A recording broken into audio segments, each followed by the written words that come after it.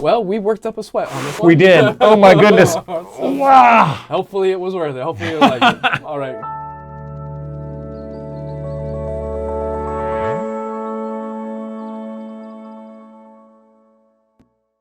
Hey, I'm Father Mark Mary.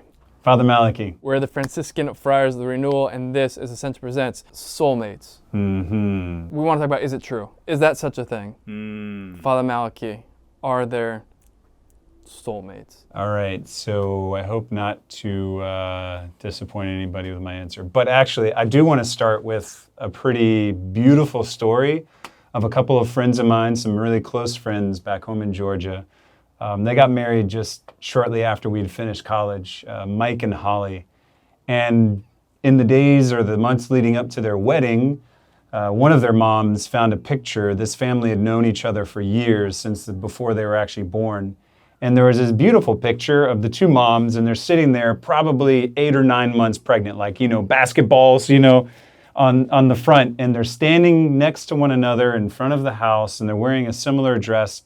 And their bellies are like, maybe 2 inches apart or whatever. So like, here are these two human beings inside their mother's wombs, inches apart from one another, right? Before they were born or shortly after, the families moved to two different places. And they were raised in completely different worlds. And then in college, the two of them found themselves at the same university. It was a local state university in Augusta. And in classes together, and then in the same friend group together, and then next thing you know, falling in love together, and then getting married together, and praise God, now they have a beautiful family, which is always a joy for me to be able to see when I go back home. But it was like such an amazing mystery that here they were, like in the womb of mom, not having met each other face to face, and yet in the future, one day to be married. And when you look at them, you're like, obviously, this was God's will. Like, these are soulmates if there ever were soulmates, right? Mm-hmm. And then I look at that reality, and I was like, well, what would happen if Mike married somebody else? Or what would have happened if Holly married somebody else, Was there no one else? Was this it? From all eternity, did God have these two people in mind? And it gets kind of complicated when you start trying to answer that question. Because there's something about God's will and how it works in our lives. God's will includes our freedom.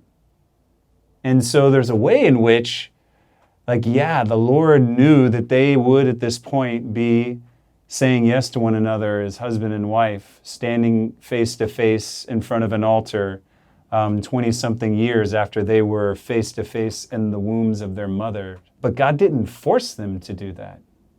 In fact, they were free, and actually, before you get married, you have to sign a little thing. You got to talk to the priest, and it's like, I'm free, and nobody's forcing me to do this, right?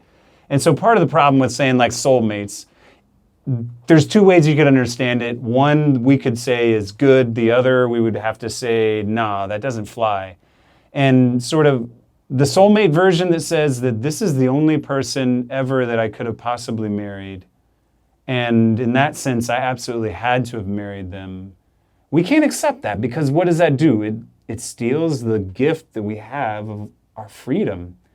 And can you actually love somebody if you're coerced, if you're sort of forced by destiny or whatever you want to put a religious name on it, call it providence, but it's like, it's got to be this way? No, that's not the nature of love. In fact, the nature of love always has to include the freedom of my heart being given away to this other person, whoever that other person is. But could you say soulmates in that the Lord knows that this person's freedom is going to be used in this way and desires them to give themselves in love and marriage to this other person? And so he knows that. He knew that these two were going to get married one day and have a beautiful family. And in that sense, it is within the Lord's will, but it's not the kind of deterministic, we're just sort of marching along according to this plan that's unfolding, and, well, if you screw it up, then that's it. Yep. There's a one take on life, and that's it. That doesn't jive with a God who makes all things new. It doesn't jive with a God who is love. It doesn't jive with a God who has come into the kind of messiness of this world and chosen to be in relationship with us and invited us to be in relationship with him. Yeah, and there's a couple like pastoral implications, which is why people people can actually feel very strongly about this. A lot of people, they really like the idea of soulmates, probably for two reasons. One is like it just kind of feels like romantic, I think, and it's like okay, cool. Mm-hmm. Like that story you shared is like incredibly beautiful, and that's probably beautiful. the heart of a lot of you are like, yeah, I really want that. Yeah. Yeah, okay, and it is beautiful, but that's not like the form of the, if you will, the love story that God's writing in your life or with your life.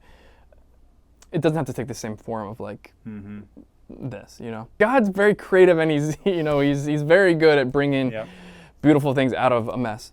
But second is there's something about the soulmate thing which offers like a security. Like, okay, if there is a soulmate, it means like I'm guaranteed to meet the right person. And that's not true. Meaning like you have to collaborate with God's will and your freedom's going to be involved with it. But the good news is that, number one, like you said, it's not like, okay, if I'm dating this guy or I'm dating this girl, if I screw it up, my life's over because this was my soulmate. This is the one person. It's like, so it kind of lowers the stakes in these relationships. Pressure is taken down a few notches. But also it widens up. It's like there are many different people who you could marry. You only get to marry one, but there's many people out there, and so it's like there's not security, or it's not the security of like an absolute guarantee of a deterministic sort of soulmate idea, but there's freedom and there's options. Yeah, I mean, there's the option to say yes to something good that God has put in front of you, and the greatest good that we find in the world is other human persons. And so you're going to encounter, right, this person who captures your heart, who's attractive. But if you're a human being, you'll also recognize that, guess what?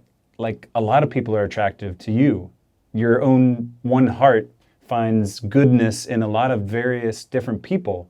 And that can be the superficial attractiveness of just what you see on the outside, but it's also deeper as well. And so I see all these good people. I see all these beautiful people. I'm attracted to these different people. And the Lord's inviting us in our freedom to make a choice. And the choice is to give myself to this one person if I'm being called to marriage.